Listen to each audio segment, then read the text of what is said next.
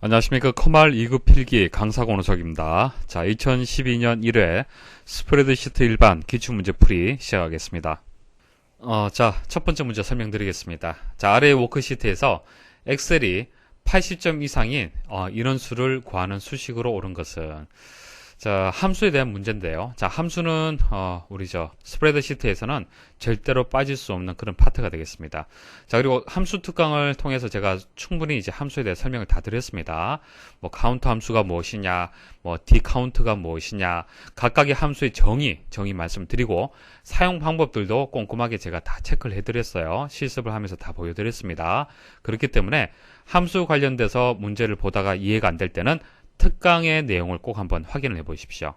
아시겠죠? 자, 특강 내용들 꼭 보셔야 됩니다. 자, 특강에서 출제되는 모든 함수들에 대해서 다 설명을 드렸습니다. 자, 이 문제는요. 자, 인원수를 구하는 거죠. 자, 인원수를 구하는데 조건이 붙었습니다. 자, 엑셀이 80점 이상이라고 그랬죠. 자, 엑셀 보시면은 80점이 이상이 되는 경우, 자, 이 두 가지 경우가 해당이 되겠네요. 그래서 인원수는 어떻게 되겠습니까? 자, 2가 되겠죠. 그러니까 이 2라는 값을 만들기 위한 함수를 이제 입력을 하라는 얘기입니다. 자, 그 수식을 이제 찾아야 되는데, 이제 4번이 정답이 되겠습니다. 자, 아래쪽에 보시면은 이제 dCount가 이용이 되었고요. 자, 카운트는 이제 셀의 개수를 구하는 건데, 그러니까 데이터베이스가 붙게 되면은 조건에 만족하는 셀의 개수를 구할 수가 있습니다. 그래서 데이터베이스 함수는 조건 처리가 쉬운 그런 함수가 되겠습니다. 자, 인수는요. 첫 번째 이제 데이터베이스가 인수 먼저 들어가줘야 됩니다. 자, A 첫 번째에서 이 다섯 번째까지, 자, 필드 이름까지, 자, 항목의 이름까지 다 포함이 되어 있어야 됩니다. 자, 두 번째는 이제 대상이 어딥니까? 두 번째가 되겠죠. 자, 엑셀이 대상이 되잖아요. 그래서 엑셀이 이제 열의 위치가 두 번째 열이죠. 하나, 둘, 두 번째 열이 되기 때문에 2라고 입력을 했습니다. 자, 2라고 입력을 하셔도 되고, 엑셀이라고 항목의 이름을 직접 입력하셔도 됩니다. 여기다가 이렇게 입력을 하셔도 돼요. 자, 그 다음 이제 조건이 들어와 줘야겠죠. 자, B 7번째부터 해서 B 8번째까지, 자, 이런 식으로 별도의 셀에 조건식을 입력을 해 주셔야 됩니다. 자, 이것은 이제 항목의 이름, 자, 필드의 이름이 되는 거고, 아래쪽은 이제 조건이 되겠죠. 80 이상이라고 했기 때문에 이렇게 입력을 하시고 범위 선택을 하시면 되겠습니다. 자, 그러면 2라는 값을 이제 확인을 할 수가 있습니다. 자, 함수 문제를 풀이할 때 항상 주의할 점은요. 실습을 통해서 여러분들 개념 확실하게 잡으시는 것도 중요한데 시험장에서는 직접 여러분들이 컴퓨터를 이용을 해서 이런 결과를 보실 수가 없습니다. 자, 수식만 보고 이게 맞다 틀리다라는 것을 판단을 하셔야 됩니다. 그리고 상시시험 같은 경우에는 필기도구를 제대로 활용도 못하죠. 눈으로 컴퓨터 화면에서 보여지는 문제만 보고 바로 답을 마우스를 이용해서 클릭을 해야 됩니다. 그래서 함수 문제가 나왔을 때 눈으로 보고 풀이를 할 수 있도록 평소에 연습을 하셔야 돼요. 그러려면 함수의 각각의 형식들, 자, 인수가 이렇게 들어갔을 때, 자, 첫 번째 인수가 어떤 의미인지, 두 번째 인수의 의미, 세 번째 그 인수의 의미가 각각 무엇인지 정확하게 알고 계셔야 됩니다. 다음에 입력 내용을 수식에 입력할 때 셀 참조에 대한 설명으로 옳지 않은 것은, 셀 참조, 뭐, A 첫 번째 셀, 뭐, 이런 식으로 이제 셀을 참조를 하죠. 셀 참조를 하는데, 조금 이제 복잡한 내용이 나옵니다. 자, 첫 번째 한번 보도록 하죠. 자, A하고, 콜론하고 A라고 나왔습니다. 자, 엑셀 워크시트에서 가로는 뭐죠? 가로는 행이죠. 행은 숫자로 입력이 되어 있습니다. 그리고 열은 A, B, C 이런 식으로 입력이 되어 있죠. 그래서 A 이제 콜론은 어디에서 어디라고 할 때 이제 콜론을 이용을 합니다. 그래서 A에서 A까지가 되기 때문에 A열 전체를 얘기를 하는 겁니다. A열 전체. 자, 됐습니까? 그 다음 이것은 뭡니까? 행이죠. 숫자는 행입니다. 첫 번째 행에서 세 번째 행까지입니다. 그래서 여기서 여기까지 모두가 포함이 되는 거예요. 됐습니까? 그래서 1번하고 2번은 맞아요. 1행에서 3행까지 모든 셀을 참조한다. 맞습니다. 자, 4번 보도록 하죠. 4번은 이제 구분자가 하나 더 늘었습니다. 느낌표가 붙었네요. 느낌표. 자, 여기서는 콜론이 붙었고요. 자, 느낌표를 기준해서 왼쪽에 나와 있는 것은 이것은 시트명이 되는 거예요. 시트명. 시트명이 되고, 그 다음에 오른쪽에 나와 있는 것은 셀 주소, 셀 이름이 되는 겁니다. 자, 그럼 읽어보시면 어떻게 되겠습니까? 시트 1, 시트 1. 자, 시트 1의 이름을 가지는 시트에 A 첫 번째 셀에서 A 다섯 번째 셀까지의 셀을 참조한다. 자, 만일 현재 셀의 이름이 시트 1일 때는 이 부분을 생략해도 상관이 없죠. 현재 시트의 이름이 시트 1이면 상관이 없는데, 현재 시트가 시트 2예요. 시트 2. 시트 2고, 이제 시트 1은 이제 다른 시트가 되는 겁니다. 그때는 이제 시트 1이라고 해서 시트 이름까지 명시를 해줘야만, 그죠? 셀 참조를 제대로 할 수가 있겠죠. 그래서 시트 1에 있는 A 첫 번째 셀에서 A 다섯 번째 셀이 되는 거예요. 그냥 A 첫 번째 셀, A 다섯 번째 셀이라고 하게 되면은 현재 시트에서의 그 셀의 주소를 참조를 하는 겁니다. 자, 다시 한번 정리를 해드리면요. 다른 워크시트를 참조할 때는 이렇게 느낌표가 들어가줘야 돼요. 느낌표 들어가줘야 되고, 더하기라는 것은, 더하기의 의미는 뭐죠? 더하기의 의미는 이거 하나 하고 이거 하나 하고 이런 의미가 있죠. 그래서 시트 1에 있는 A 첫 번째 셀, 시트 2에 있는 A 첫 번째 셀, 자, 이렇게 해석을 하시면 되겠습니다. 자, 이것은 뭐 워크시트가 다를 때 이제 참조하는 이제 표현 방식이고요. 이제 통합 문서 자체가 다를 때도 이렇게 하시면 됩니다. 시트가 다를 때는 이렇게 입력하시면 되고, 앞에 대괄호를 이용을 합니다. 대괄호를 이용을 해서 통합 문서의 이름을 주시는 거예요. 그래서 북2라는 통합 문서에서 시트 1에서 A 첫 번째 셀이다, 이런 식으로 주소를 입력을 하시면 되겠습니다. 자, 워크시트 이름과 셀 주소는 이제 느낌표로 이제 구분을 하면 되고요. 자, 통합 문서 이름은 대괄호로 해서 묶어주시면 되겠습니다. 자, 3번 보도록 하죠. 자, 3번에 보시면은, 자, A 첫 번째 셀에서 D 일곱 번째 셀과 C 다섯 번째 셀에서 E 일곱 번째까지의 셀의 범위를 참조한다. 자, 해서 제대로 입력된 것 같지만은, 자, 하나 하고 또 하나를 이제 서로 연속된 셀이 아니고, 이것은 비연속적인 셀이죠. 자, 여기 셀 이제 그룹이 하나 있고, 여기도 셀 그룹이 하나 있는 겁니다. 자, 이런 식으로 서로 이렇게 나눠져 있을 때는 쉼표가 들어가줘야 돼요. 쉼표. 됐죠, 그죠? 쉼표가 들어가줘야 되는데 쉼표가 빠졌습니다. 그래서 정답은 3번이 되겠습니다. 아래 시트에서 A 첫 번째 셀을 선택한 후, 자, A 첫 번째 셀은 여기가 되겠습니다. 컨트롤 키를 누른 채 채우기 핸들을 D 첫 번째 셀까지 드래그 하였다. 다음 중 D 첫 번째 셀에 입력되는 값으로 옳은 것은, 자, 여기서 채우기 핸들이란 것은 그 셀을 선택을 하고요. 오른쪽 하단 부분을 여기 보면은 마우스 올려 보시면요, 십자가 모양 만들어지게 됩니다. 이게 채우기 핸들이 되고요. 채우기 핸들을 이용하게 되면은 이제 복사를 쉽게 할 수가 있습니다. 예를 들어서 여기 이제 1이라는 값이 있죠. 자, 1이라는 값을 이제 복사하는 방법이, 물론 키보드에 이제 컨트롤 C 그리고 붙여넣기 할 때는 컨트롤 V 하면 되겠죠. 자, 컨트롤 C, 컨트롤 V. 자, 이렇게 하셔도 되고요. 다른 방법은 이 채우기 핸들을 이용을 해서, 자, 이 부분을 클릭해서 쭉 아래쪽으로 내리는 겁니다. 자, 내리면은 복사를 할 수가 있습니다. 그리고 문자도 마찬가지예요. 문자도 이렇게 채우기 핸들을 이용하게 되면은 그대로 복사를 할 수가 있습니다. 그런데 이제 문자하고 숫자하고 이렇게 혼합되는 경우가 있을 겁니다. 자, 이렇게 혼합된 경우에는요, 내려보시면은 숫자는 일씩 증가가 돼요. 일씩 증가되고 문자는 복사가 되는 그런 결과를 보실 수가 있습니다. 그러니까 단순히 문자냐, 뭐 숫자냐, 아니면 혼합되어 있는 형태냐에 따라서 채우기 핸들을 이용해서 복사되는 방법이 좀 다릅니다. 일단 그 차이점을 아셔야 돼요. 그리고 이 문제는요, 숫자하고 문자가 혼합되어 있는 상태입니다. 자, 1학년 A반이죠. 자, 이런 문자고 나머지는 이제 문자가 되는 겁니다. 그러니까 아래쪽으로 복사를 하든 오른쪽으로 뭐 그 채우기 핸들을 이용을 하든 결과는 동일한데요. 문제대로 한번 뒤에 첫 번째까지 한번 이렇게 한번 이동을 해 볼게요. 자, 이렇게 이동을 하면요, 컨트롤 키를 누르지 않은 상태에서는 숫자는 일씩 증가됩니다. 나머지는 복사가 돼요. 자, 그런데 만일 이렇게 할 때 컨트롤 키를 누르잖아요, 그죠? 자, 컨트롤 키를 누르게 되면 복사가 됩니다. 차이점 아시겠죠?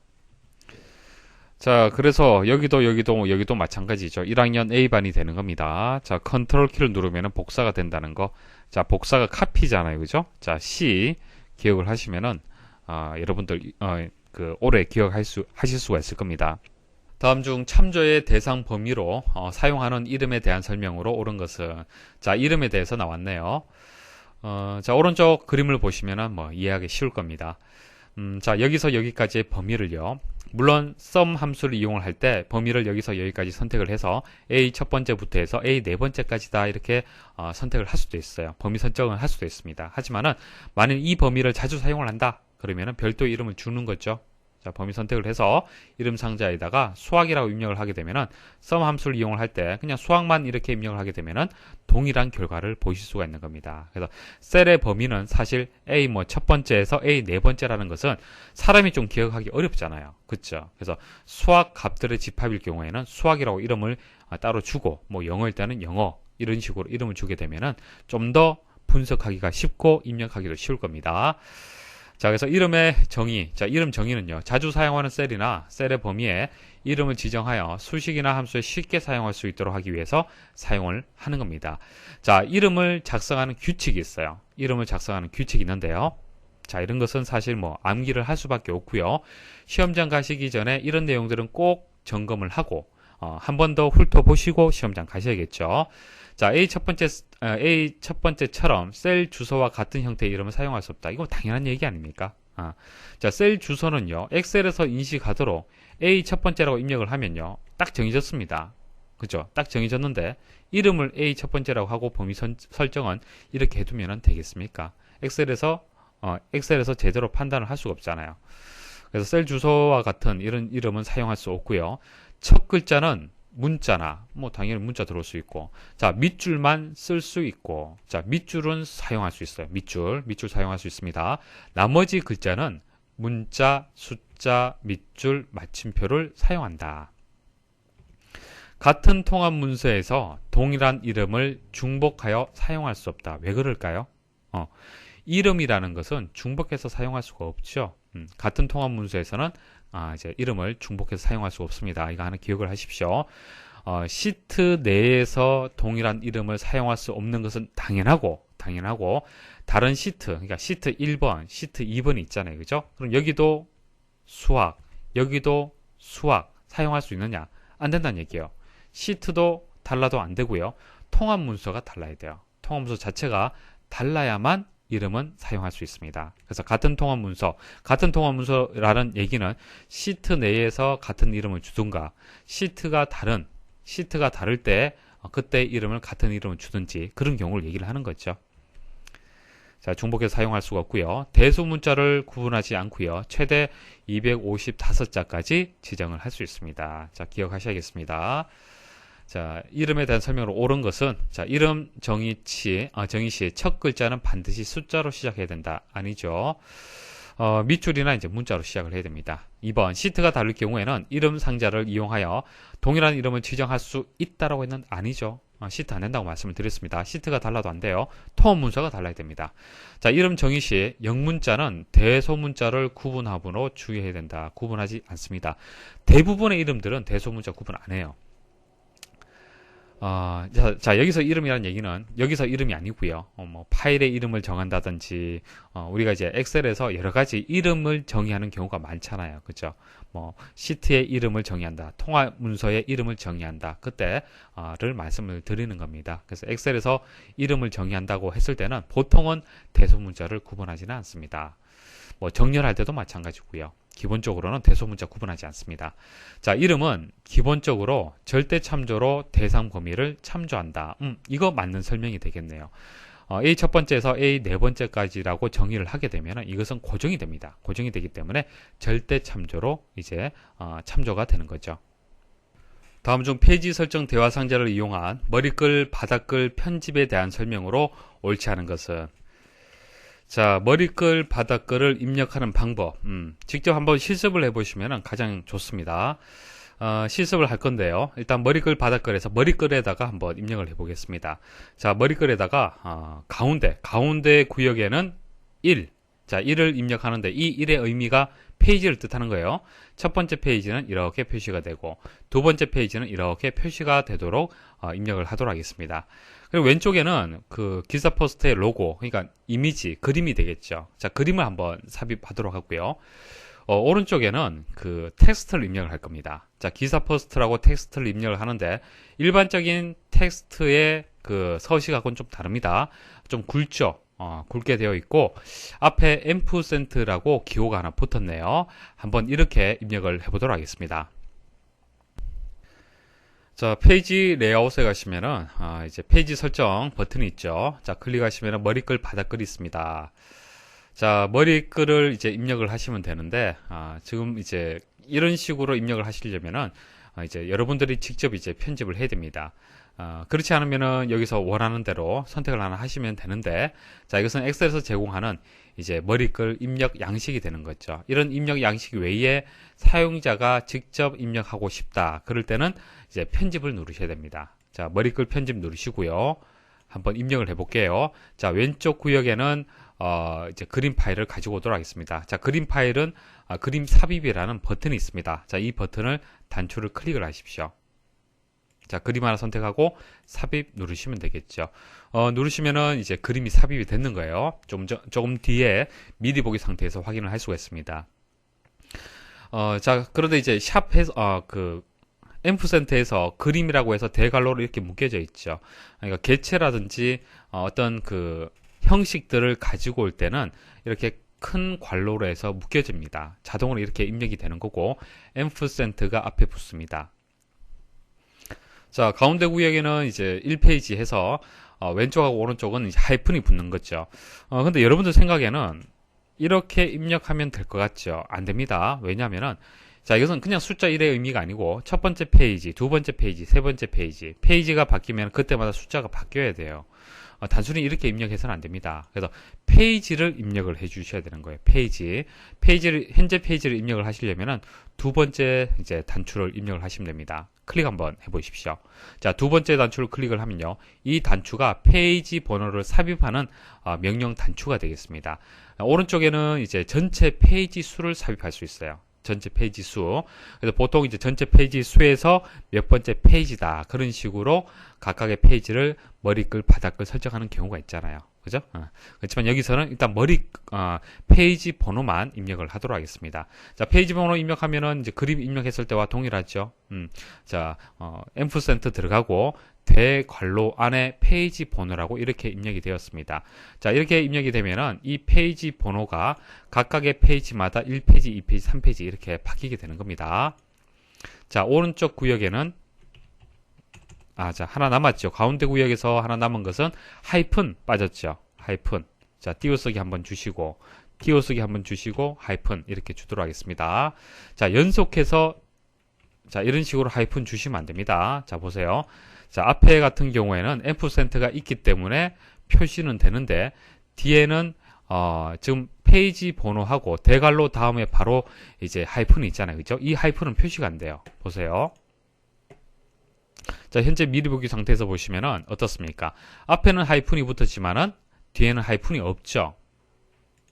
그래서 띄어쓰기를 주셔야 돼요. 띄어쓰기. 자, 이렇게 하시면은 제대로 표시가 됩니다.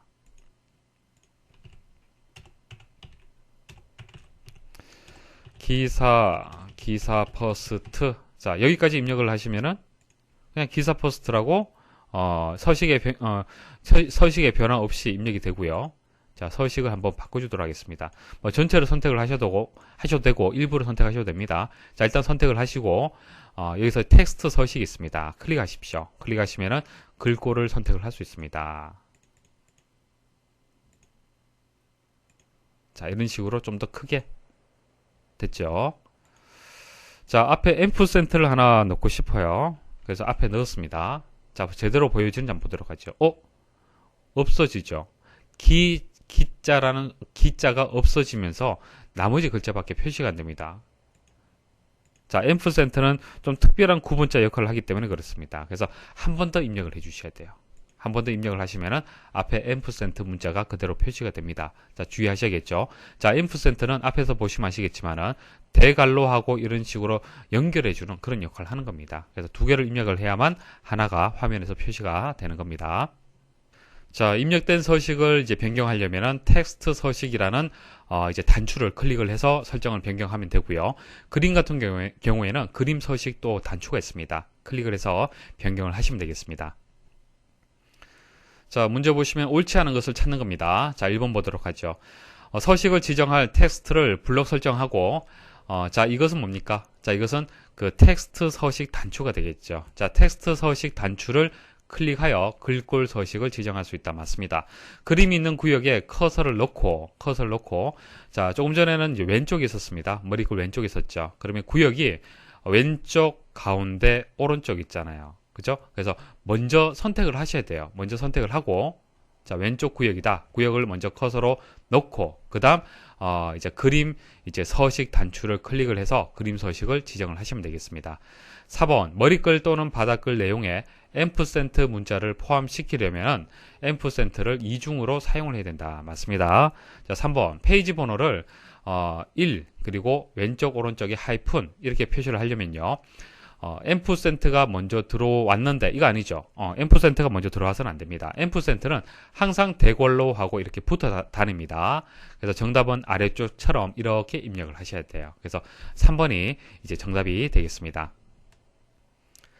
다음 중 아래에서 설명하는 엑셀의 기능으로 옳은 것은 특정 항목의 구성 비율을 살펴보기 위하여 워크시트에 입력된 수치값들을 막대나 선, 도형, 그림 등을 사용하여 시각적으로 표현한 것으로 데이터의 상호관계나 경향 또는 추세를 쉽게 분석할 수 있다.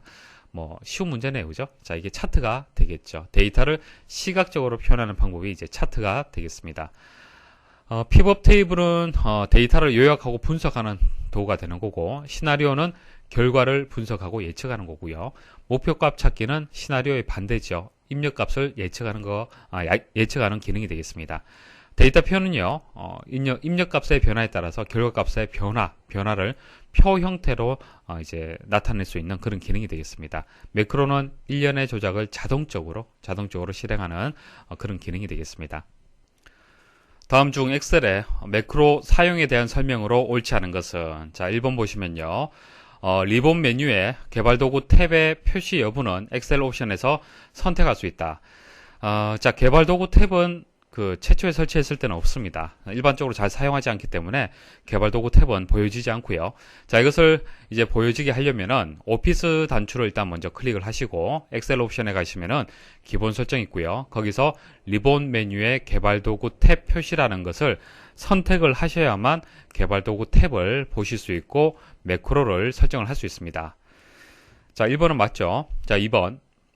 자, 엑셀에서 기본적으로 사용하는 통합 문서는 매크로 제외 통합 문서다. 자, 통합 문서라 그래서 다 똑같은 것은 아닙니다. 통합 문서 중에서 우리가 일반적으로 사용을 하는 확장자가 XL, SX. 자, 이 확장자를 가지는 일반적인 통합 문서가 있고요. 매크로가 포함이 되었을 때는 확장자가 달라집니다. 그러니까 형식이 달라지는 거죠. XL, SM. 자, 매크로의 M이 이제 포함이 됩니다. 그래서 통합 문서, 일반적인 통합 문서가 있고 매크로가 포함된 통합 문서가 있습니다. 그래서 2번에 대한 설명이 맞죠. 매크로 제외 통합 문서라고 얘기를 했기 때문에 맞는 설명이 되겠습니다. 4번, 개발도구 탭을 사용하면 매크로와 양식 컨트롤을 쉽게 사용할 수 있다. 자, 개발도구 탭 내에 보시면은 매크로 쉽게 이용할 수 있고요. 자, 그리고 삽입에 가시면은 양식 컨트롤, 액티브 X 컨트롤, 이런 컨트롤들을 또 쉽게 사용을 할 수 있습니다. 자, 4번 맞고요. 3번, 엑셀의 매크로 보안 설정은 기본적으로 디지털 서명된 매크로만 포함으로 설정되어 있다. 자, 매크로하고 보안하고 관련이 좀 많습니다. 자, 매크로란 것은 어떤 명령을 자동으로 수행을 해주는 거죠. 사람이 일일이 하나하나 명령을 수행을 하다 보면은 잘못된 명령은 수행하지 않을 수도 있지만은 매크로는 명령들이 다 하나로 되어 있기 때문에 내가 원하든 원하지 않든 내부적으로 프로그램이 자동으로 작동이 되는 겁니다. 명령이 수행이 되는 거예요. 그래서 뭐 이점이라면은 자동으로 수행을 하기 때문에 빨리 수행할 수 있다라는 이점이 있고요. 그런데 문제점은 바이러스에 노출이 될 수 있습니다. 바이러스를 매크로로 만드는 거예요. 만들어서 엑셀에 포함을 시켜서 유포를 시키면은 엑셀을 그냥 열기만 열어도 바이러스에 감염이 될 수가 있습니다. 자, 그런 문제점이 있기 때문에 매크로하고 보안하고는 관련이 있습니다. 자, 개발 도구의 이제 코드에 가시면은 매크로 보안이라는 게 있어요. 자, 매크로 보안 있죠. 자, 이거 클릭하시면은 매크로 설정을 어떻게 할 거냐 선택을 할 수 있습니다. 자, 기본적으로는 모든 매크로를 일단 제외시켜요. 자동으로 실행시키지 않습니다. 제외시키고 그래도 이제 실행을 해야 되는 경우가 있기 때문에 알림을 표시를 해요. 자, 이런 알림을 보여줍니다. 자, 보여주고 차단을 할 거냐 사용을 할 거냐 사용자가 선택할 수 있도록 하는 겁니다. 자, 이게 기본 설정 상태가 되겠습니다. 자, 위쪽에 보시면은 모든 매크로 제외. 자, 같은데 알림 표시 없음이라고 되어 있죠. 자, 알림이 없기 때문에 뭐 사용을 할 수도 없고 뭐 차단을 할 수도 없고 뭐 그런 거죠. 사용자가 선택을 할 수 없습니다. 디지털 서명된 매크로만 포함을 한다. 디지털 서명되어 있다는 얘기는 뭐 허가가 되어 있다. 그런 얘기잖아요. 그죠? 자, 인증이 되어 있다. 자, 그런 의미로 보시면 되겠죠. 그냥 매크로 중에서 인증되어 있는, 서명되어 있는 매크로만 포함을 시키겠다. 자, 모든 매크로를 포함하겠다. 이거 상당히 위험하죠. 바이러스든 뭐 정상적인 매크로든 정상적인 매크로든 모든 것을 포함을 시키겠다. 그것은 위험성이 아주 높은 그런 선택 사항이 되겠습니다. 그래서 권장하지 않죠. 자, 그래서 기본 설정은 알림을 표시하는 것이 기본 설정 상태가 되겠습니다. 자, 근데 보기에서 디지털 서명된 매크로만 포함이라고 얘기를 했기 때문에 3번이 정답이 되겠습니다. 다음 중 아래 워크시트를 이용한 수식의 결과로 옳지 않은 것은 옳지 않은 것을 찾아야 되기 때문에 각각 다 한번 보셔야겠네요.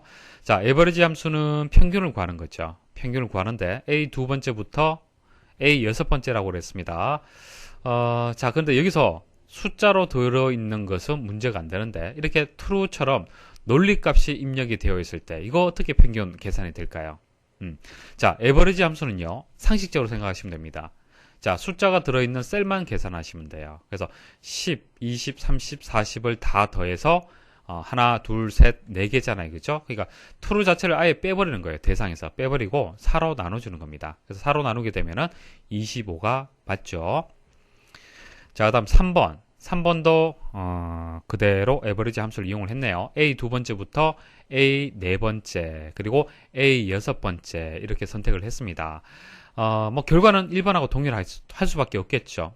자, 1번은 true 논리값이 포함이 되었지만은 에버리지 함수 자체가 포함을 시키지 않기 때문에 이제 25란 값이 나왔고요. 3번 같은 경우에는 아예 그 범위 선택에서 빼버렸네요. 그죠? 그래서 1번하고 3번은 이제 값을 다 더하고 4로 나눴기 때문에 동일한 25라는 결과가 나옵니다. 그래서 맞는 설명이고요. 자, 4번 보도록 하겠습니다. 에버리지하고 뒤에 if가 붙었네요. 조건이 붙었습니다. 그래서 조건을 만족하는 그 값의 평균을 구하는 거예요. 자, 아래쪽 한번 보십시오. 자, 인수는 조건의 범위가 들어가고요. 그 다음 조건이 들어가고요. 평균을 구할 범위 이런 순서대로 들어갑니다. 자, A 두 번째부터 A 여섯 번째라고 그랬죠. 자, 그리고 두 번째 인수는 이제 조건이 들어가는데 40 미만이다, 40 미만이다 하고 큰 괄호로 이렇게 묶었습니다. 그 대괄호로 이렇게 큰 따옴표를 이렇게 묶는 경우가 어떤 경우입니까? 자, 문자열로 인식을 할 때 큰 따옴표를 묶잖아요.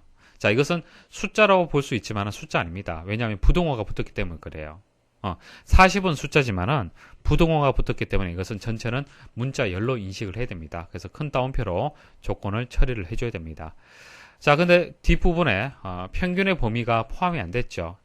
생략이 되는 경우가 있는데 평균의 범위가 생략이 되면 조건의 범위를 대신해서 사용을 하면 됩니다. 자, 조건의 범위를 가지고 평균을 계산을 하면 된다는 얘기입니다. 자, 차근차근 한번 보도록 하겠습니다. 자, 조건의 범위가 A 두 번째부터 A 여섯 번째까지고 조건은 40 미만이다 그랬습니다. 그럼 40 미만에 해당되는 것이 하나, 둘, 셋, 세 개가 해당이 되겠네요. 그죠? 그러면은 이 세 개를 다 더해서 대상이 되는 것은 3건이 되기 때문에 3으로 나눠주시면 되는 거예요. 그래서 결과는 20이 나옵니다. 이거 맞습니다. 자, 그런데 2번이 문제죠. 에버리지하고 뒤에 A가 붙었습니다. A가 붙으면은 이제 데이터의 A 생각하시면 됩니다. A. 그래서 평균을 구하는데 대상이 에버리지라고 했을 때는 숫자가 있는 셀이 대상이 되었는데 A가 붙으면은 데이터가 있는 셀이 다 해당이 되는 거예요. 자, A 두 번째부터 A 여섯 번째라고 했잖아요. 그죠? 그럼 이거 다 데이터죠. 데이터 아닌 게 없잖아요. 그죠? 다 데이터입니다. 다 해당이 돼요.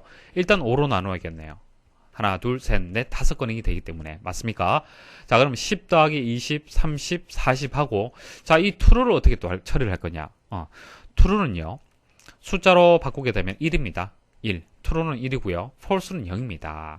그래서 10, 20, 30, 1 더하고 40 더하고 5로 나눠주는 겁니다. 그래서 20.1이 정답이 되는데 25라고 했기 때문에 20이라고 했기 때문에 2번이 정답이 되겠습니다. 자, 이런 함수를 제가 설명을 드렸을 때 여러분들이 이해가 안 되면요, 직접 한번 실습을 해 보셔야 됩니다. 실습을 해도 이해가 안 되면은 함수 특강도 한번 확인을 좀 부탁을 드리겠습니다. 다음 중 셀에 데이터를 입력할 때 사용하는 엔터 키에 대한 설명으로 옳지 않은 것은, 이제 엔터를 입력하면은 위에서 아래로 이제 셀이 이동이 됩니다. 그것을 설정하는 것은 엑셀 옵션에 가면 설정할 수 있습니다. 자, 고급에 가시면은 엔터 키를 누른 후 다음 셀로 이동했을 때 아래쪽이냐, 오른쪽이냐, 위쪽이냐, 왼쪽이냐 방향을 선택을 할 수 있습니다. 보통은 아래쪽으로 선택이 되어 있죠. 자, 그리고 컨트롤 엔터, 알트 엔터, 시프트 엔터가 각각의 뜻이 조금 다릅니다. 기능이 달라요. 자, 실습을 하면서 보여드리겠습니다.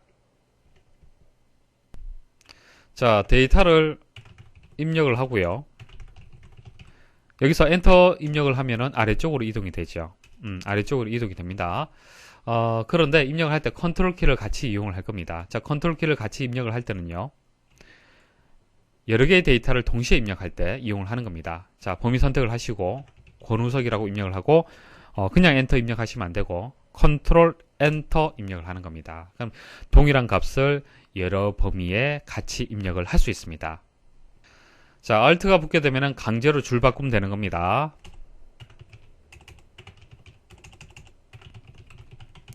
자, 기사 포스트에서 엔터 치면 다음 셀로 이동이 되는 거고, 아래쪽 셀로 이동이 되는 거고, 같은 셀에다가 추가로 입력을 하고 싶다. 그러면 Alt 누르고 엔터.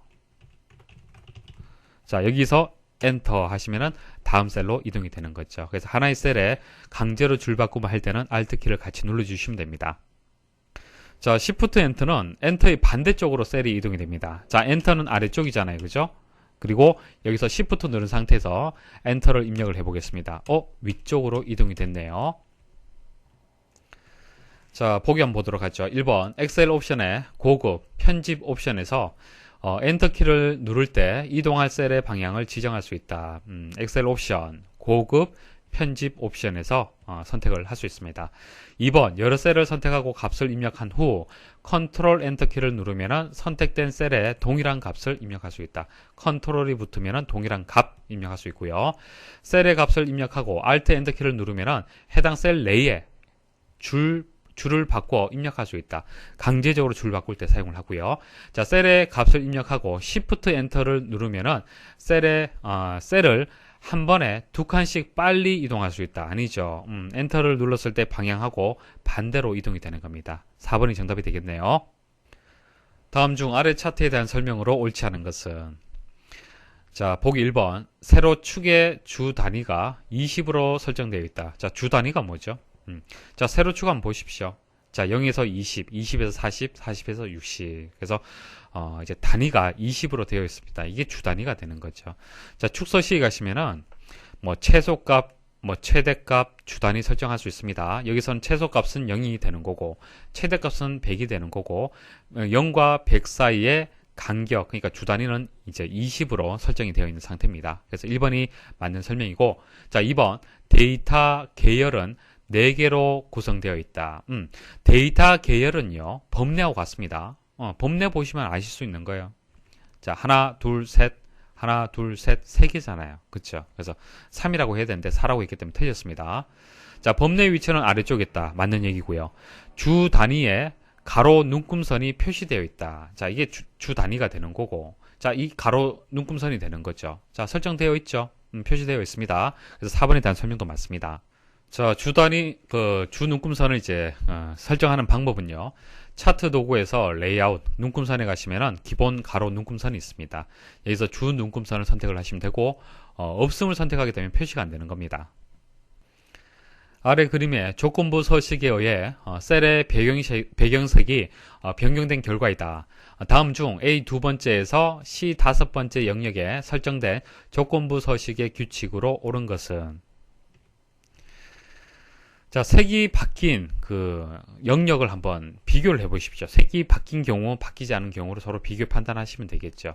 어떤 경우가 맞느냐 쭉 한번 비교를 해 보시면은 이제 정답은 2번이 되겠습니다.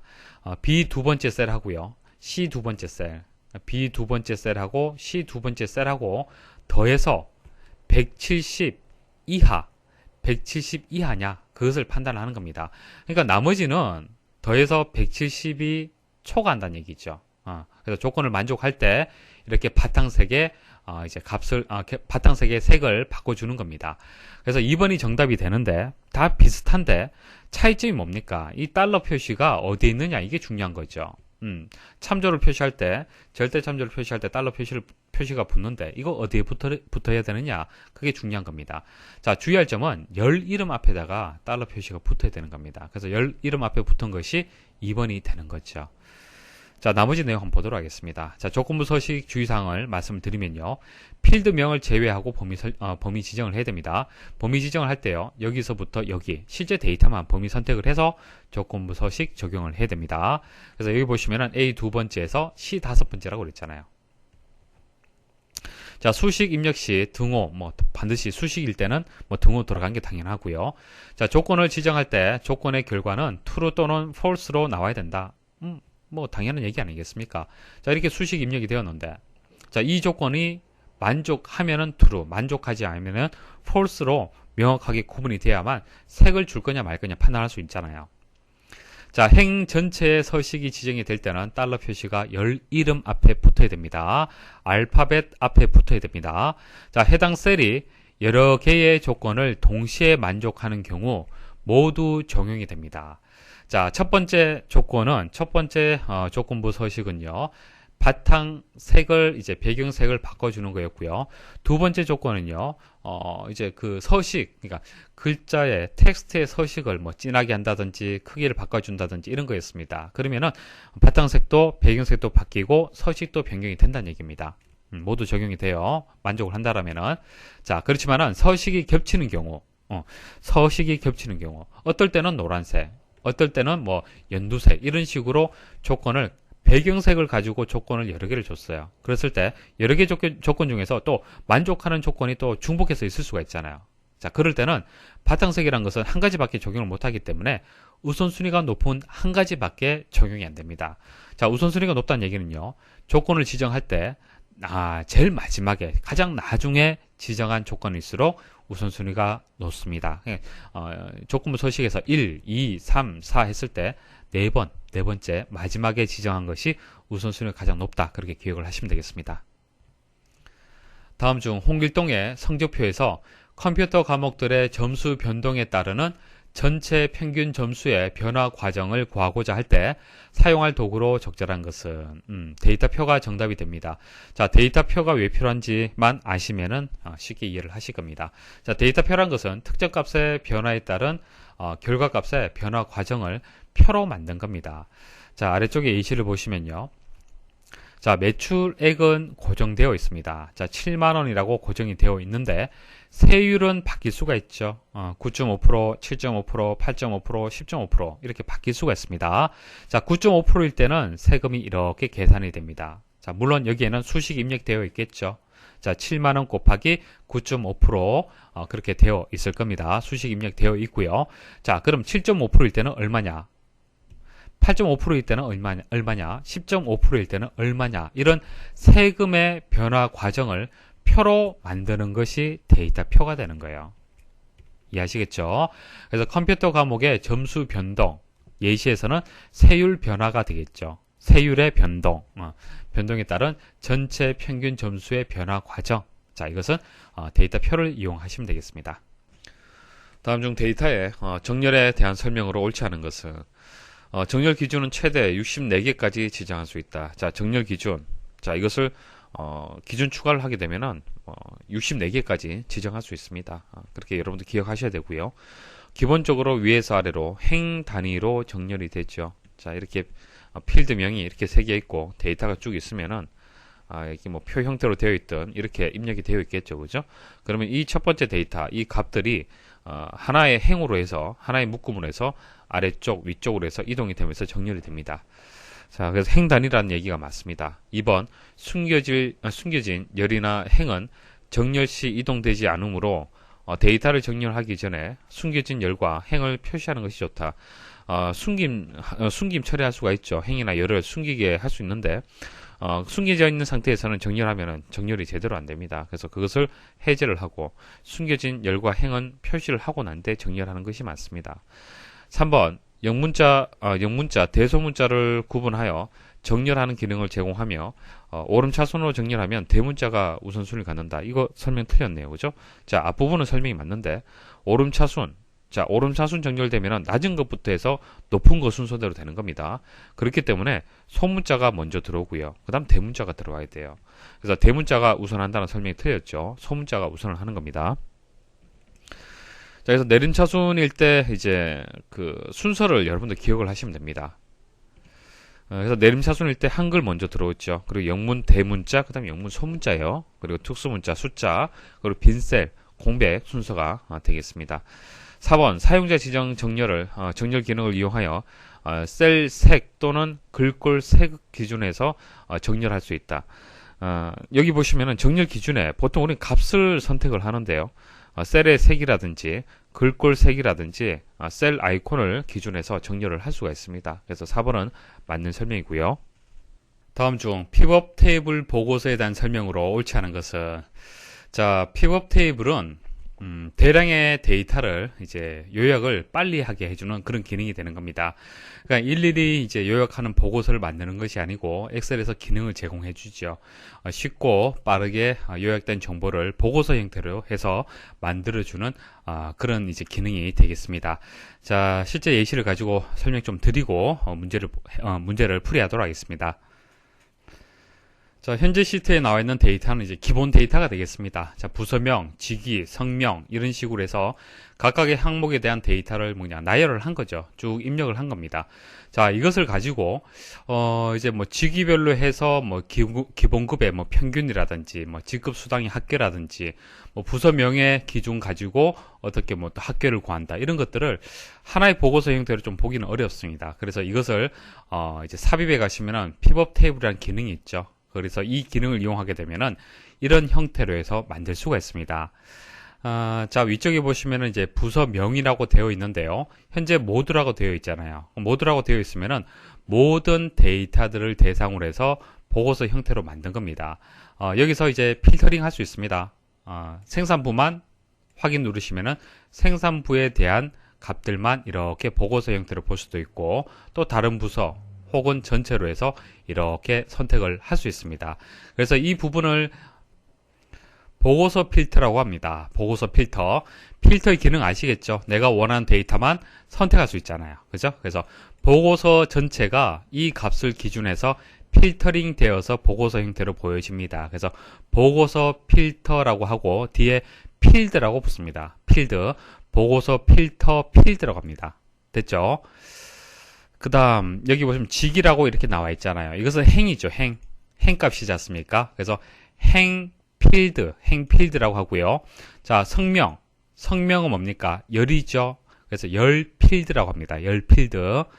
그리고 값이라고 나와 있는데 뭐 합계, 여기 들어있는 값들은 다 뭡니까? 기본급의 합계, 직급 수당의 합계잖아요. 그죠? 그래서 이 범위를, 자, 여기서 여기까지 범위를 값 영역이라고 합니다. 값 영역.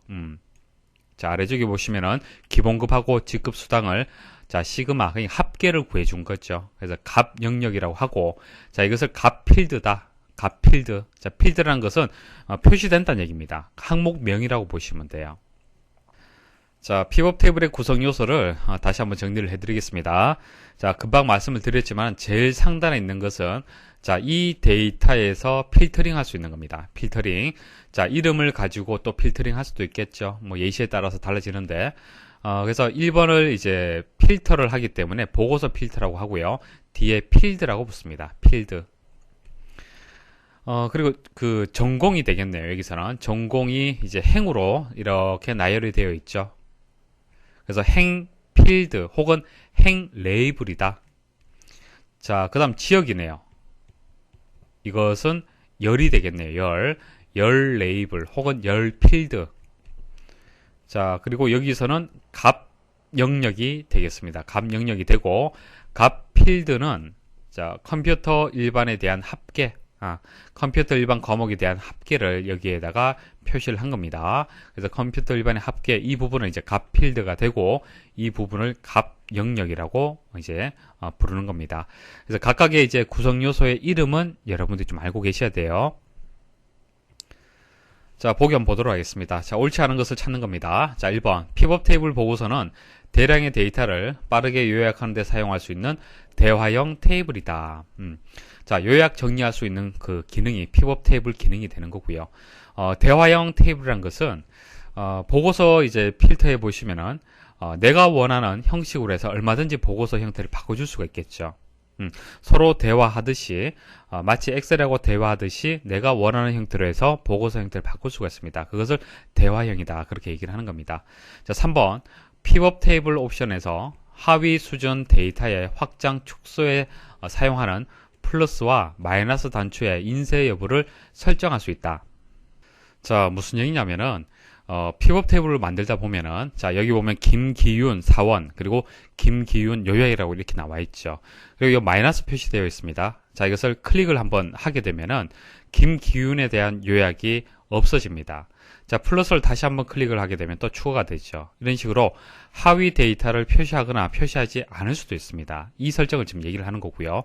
만약 이렇게 표시가 되어 있는 상태에서 이 표시를 출력을 할 거냐 말 거냐를 자, 여기서 오른쪽 클릭 한번 해보십시오. 오른쪽 클릭하면은 픽업 테이블 옵션이 있습니다. 옵션에서 인쇄에 가시면은 픽업 테이블에 표시될 때 확장, 축소, 단추, 인쇄에 대해서 인쇄 유무를 선택을 할 수가 있습니다. 그래서 3번에 대한 설명이 맞습니다. 하위 수준의 데이터의 확장, 축소, 자, 플러스와 마이너스 기호인데요. 이것을 인쇄할 거냐 말 거냐 선택을 할 수 있습니다. 자, 4번 피벗 테이블은 행열 레이블, 자, 행 레이블, 열 레이블 혹은 행 필드, 열 필드, 자, 보고서 필터 필드, 갑 필드로 구성이 된다. 이거 맞는 얘기죠. 그래서 여기서는 2번이 이제 정답이 되겠습니다. 자, 보고서 필터 필드에서 하위 데이터의 집합에 대한 정렬 및 필터 기능을 설정할 수 있다. 이렇게 나오는데 일단 필터 기능은 당연히 있죠. 당연히 있습니다. 내가 원하는 것을 선택을 할 수 있기 때문에 필터 기능이 있습니다. 그렇지만은 정렬은 해당 사항이 없습니다. 그래서 2번이 정답이 되겠습니다. 다음 중 하이퍼링크 삽입 대화 상자에서 연결 대상으로 선택할 수 없는 것은 하이퍼링크라는 것은 클릭을 했을 때 다른 페이지로 이동을 하는 것을 얘기를 하는 겁니다. 하이퍼링크를 이제 셀에 적용하는 방법은요. 자, 셀을 선택하고 바로 가기 메뉴. 자, 오른쪽 버튼 클릭을 하면은 메뉴 중에서 하이퍼링크 있습니다. 하이퍼링크 선택을 하면은 하이퍼링크를 삽입할 수 있는 대화 상자가 보여지는데요. 연결 대상. 여기서는 연결 대상을 지금 물었잖아요. 그죠? 자, 연결 대상은 기존 파일, 웹페이지, 그리고 현재 문서, 새 문서 만들기, 전자메일 주소 이런 식으로 해서 입력을 할 수 있습니다. 그러니까 기존 파일이나 웹페이지를 선택을 하게 되면은 오른쪽에 또 이렇게 상세한 그 위치를 설정할 수 있도록 이렇게 나옵니다. 그래서 아닌 것이 여기선 전자메일 주소 맞고 새 문서 맞고 현재 문서 맞죠. 매크로 연결 단추 및 그래픽은 해당 사항이 없습니다. 아래 시트에서 주민등록번호 첫 두 글자를 이용하여 출생 연도를 계산하고자 한다. 이때 C 세 번째 셀에 입력해야 할 수식으로 옳은 것은 자, C 세 번째 셀에 대한 수식을 찾는 문제가 되겠습니다. 자, 보기를 보시면 아시겠지만 이어 함수가 다 사용이 되었습니다. 그래서 이어 함수가 어떻게 이제 의미를 가지고 있고 사용을 하는지 알고 계셔야겠습니다. 자, 이어 함수는 인수값을 이제 날짜 형식을 입력을 받아요. 날짜 형식. 날짜 형식이라면은 보통 뭐 슬래시를 구분자로 해서 입력을 할 수도 있고, 자, 하이픈 입력할 수도 있겠죠. 그래서 여기서는 이제 슬래시를 이용을 했는데요. 자, 슬래시를 이용해서 연도, 월, 일 이런 형식으로 해서 데이터를 인수값으로 입력을 해줘야 돼요. 입력을 하면은 여기서 연도만 추출하는 그런 함수가 되겠습니다. 자, 일단 이어 함수의 이제 정의를 알고 계셔야 되고요. 이제 2번이 정답인데 아래쪽 크게 표시된 이 부분에 설명을 좀 드리겠습니다. 자, 슬래시가 있죠. 슬래시가 있고 이제 앰프센트가 있는데 앰프센트는 연결자 역할을 하는 거고요. 연결자. 슬래시는 이제 연도, 월, 일, 월, 일을 구분하는 구분 기호가 되는 거예요. 그런데 이런 기호들은 큰 따옴표로 이렇게 묶어서 문자가 되기 때문에 이렇게 묶어 주셔야 됩니다. 일단 이렇게 묶어 주셔야 되고, 그 다음 그 문자하고 이렇게 수식을 또 연결할 때는 앰프센트가 들어가줘야 되죠. 그래서 이 앰프센트는 이거하고 이 문자열하고 연결되는 거고요. 이 앰프센트는 자, 이 슬래시하고 자, 이 수식하고 연결되는 거고요. 자, 이 앰프센트는 이렇게 연결되는 거고요. 자, 이 앰프센트는 이렇게 연결되는 연결자 역할을 하는 겁니다. 자, 좀 복잡한 것 같은데 슬래시를 기준해서 이렇게 나눠 주시면은 좀 더 이해하기 쉬울 겁니다. 레프트 함수가 이제 이용이 되었네요. 일단 연도를 추출해야겠죠. 이 부분은 연도잖아요. 연, 월, 일 이렇게 되기 때문에 연도는 레프트 함수 이용을 해서 왼쪽 두 자리만 추출하시면 되겠습니다. 왼쪽 두 자리를 추출해서 이제 02가 추출이 되고요. 그 다음 가운데 두 자리는 미드 함수를 이용할 수밖에 없네요. 그죠? 자, 미드 함수를 이용을 해서 세 번째부터 두 자리네요. 세 번째부터 해서 두 자리 추출하면 되겠습니다. 그리고 또 이거 두 자리. 자, 이것도 마찬가지죠. 이것도 미드 함수 이용을 해야 됩니다. 자, 다섯 번째부터죠. 다섯 번째부터 해서 두 자리 이렇게 추출을 했습니다.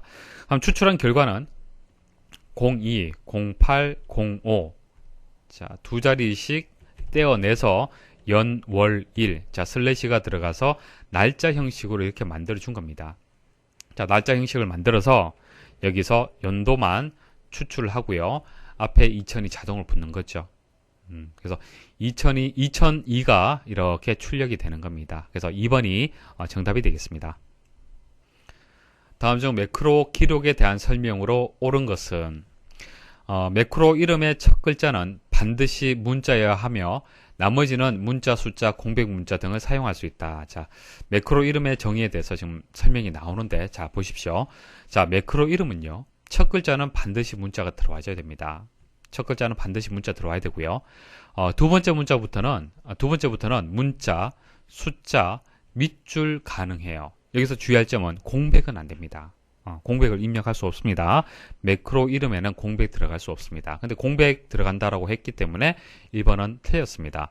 자, 2번 바로가기에 매크로의 바로가기 키는 숫자 0에서 9 중에서 선택하여 사용해야 한다.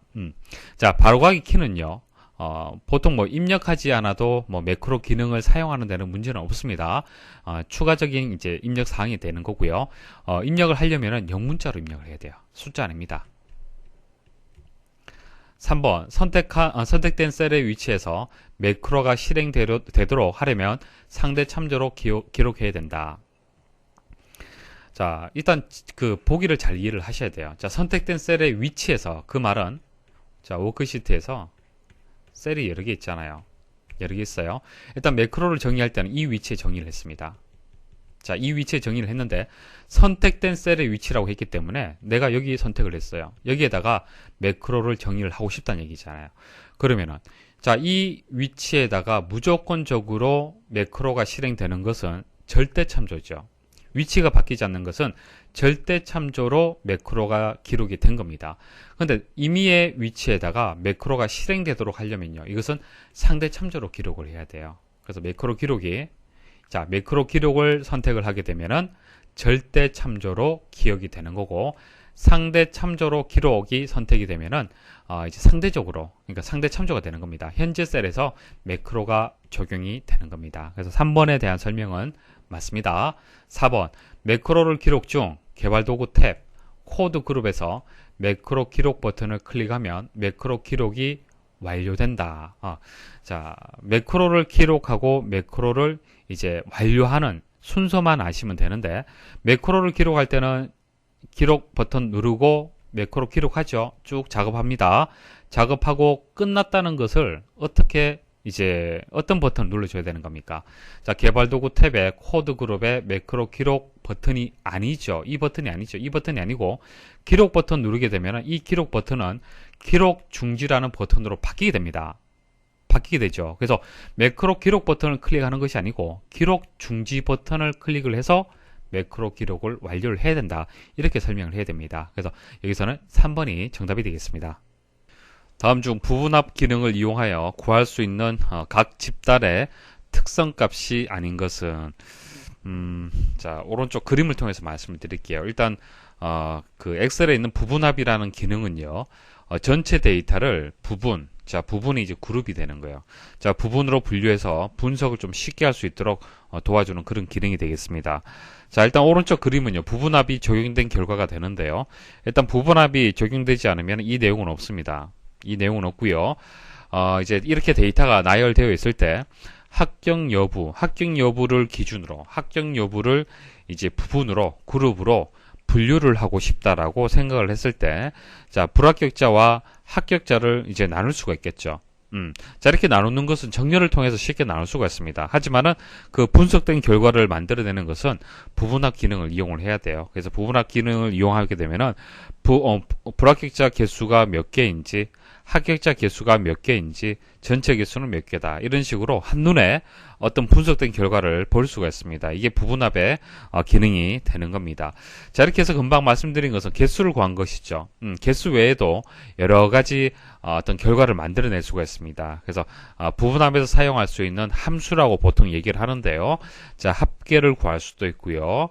그러니까 뭐 데이터베이스 일반에 대해서 합계 구할 수도 있고요. 개수, 금방 개수 구했죠. 그다음 평균, 최대값, 최소값, 곱, 숫자에 대한 개수, 표준 편차, 이런 기타 등등을 이제 그 결과를 얻어낼 수가 있습니다. 하지만은 중앙값은 아닙니다. 중앙값, 가운데 있는 값이 중앙값이 되겠죠. 그래서 문제가 이제 출제가 되면은 보통 보기는 이런 식으로 나옵니다. 기능에 포함되는 아닌 것은 이렇게 나오는데 중앙값이 이제 오답으로 많이 나옵니다. 그래서 꼭 기억을 해주시고 나머지는 맞다라고 기억을 하시면 되겠습니다. 자, 페이지 설정 대화 상자의 시트 탭에서 반복할 행, 자, 반복할 행을 $3에서 $3. 자, 이게 뭐냐면은 세 번째 행을 뜻하는 거예요. 자, 뒤에 다시 보여드릴게요. 자, 세 번째 행을 지정하고 워크시트 문서를 출력하였다. 다음 중 출력 결과에 대한 설명으로 옳은 것은, 자, 실습을 해서 제가 개념 도와드릴게요. 이해를. 자, 지금 데이터의 개수가 많습니다. 많고요. 그리고 필드명, 자, 이 부분이 필드명이죠. 필드명, 열이름 같습니다. 자, 필드명이 이렇게 한번 입력이 되어 있습니다. 자, 이 상태에서 한번 인쇄를 한번 해볼게요. 자, 인쇄를 하시면요, 첫 번째 페이지거든요. 첫 번째 페이지는 필드명이 이렇게 표시가 되죠. 다음 페이지 한번 보도록 하겠습니다. 다음 페이지는 필드명이 없죠. 그러니까 위에서 아래로 이제 인쇄가 됩니다. 그렇기 때문에 첫 번째 행에 있었던 필드명은요, 첫 번째 페이지에 한 번만 인쇄가 됩니다. 그러면 두 번째 페이지 이후부터는 이 데이터들이 어떤 필드명을 가지고 있는지 판단하기가 어려워요. 그렇죠? 첫 번째 페이지는 이해하기 쉽잖아요. 그죠? 이게 지역이고 이건 컴퓨터 일반에 대한 점수구나. 이렇게 판단하기 쉽다는 얘기입니다. 자, 그래서 각각의 페이지마다 이 필드명을 다 넣고 싶을 경우 설정하는 방법을 말씀을 드리는 겁니다. 이렇게 페이지 설정에 가시면요, 시트 탭이 있습니다. 시트 탭에서 반복할 행이 있어요. 반복할 행. 말 그대로 행을 계속 인쇄할 때 반복하겠다는 뜻이에요. 자, 그래서 세 번째 행을 선택을 합니다. 세 번째 행을 선택하면은 $3, $3 이렇게 나옵니다. 이게 세 번째 행을 뜻하는 겁니다. 자, 그리고 인쇄 미리 보기 한번 해볼게요. 자, 이게 첫 번째 페이지고요. 자, 다음 페이지 보면은 다음 페이지에도 세 번째 행이 이렇게 표시가 됩니다. 자, 그래서 정답은요, 2번에 모든 페이지에 3행의 필드명이 반복되어 인쇄된다. 자, 이게 정답이 되겠습니다. 아래 괄호에 알맞은 엑셀 차트의 종류는 자, 원형 차트를 개설한 것이다. 사실 이것만 나와도 답을 찾을 수 있는데요. 자, 원형 차트를 개설한 것으로 원형 차트는 하나의 계열을 가지는 데 비해 이제 괄호 차트는 다중 계열을 가질 수 있다. 3차원 차트로 작성할 수 없다. 자, 원형 차트를 일단 설명을 드릴게요. 자, 오른쪽 예시를 보시면은, 자, 함량을 표시를 했습니다. 함량을 표시를 했는데, 자, 한 개의 데이터 계열만 표시를 할 수 있죠. 한 개의 데이터 계열만 표시를 할 수 있어요. 그러니까 함량이 A, 뭐 B1, B2, B3, 뭐 B6다. 뭐 이게 뭐 그 비타민이라고 봤을 때 뭐 시금치다.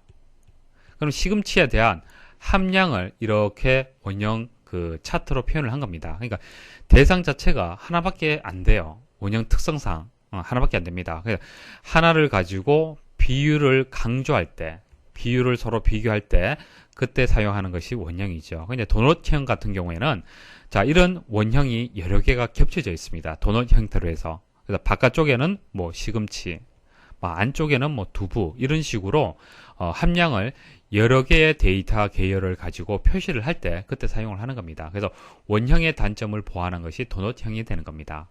그래서 여기서 정답이 되는 것은 3번이 정답이 되겠습니다. 자, 이렇게 해서 뭐 설명을 다 드렸는데 어떻습니까? 내용이 좀 어려운 것들도 좀 있죠.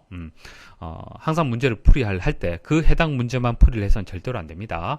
그 문제를 풀이할 때 정확하게 여러분들이 이해를 못한다라면은 꼭 직접 실습을 하셔야 돼요. 실습을 하고 그 실습 과정에서 어떤 경로로 해서 이 기능을 사용을 하는지 이런 것들도 다 여러분들 생각 좀 하셔야 돼요. 자, 여기까지 학습을 하신다고 수고 많이 하셨습니다.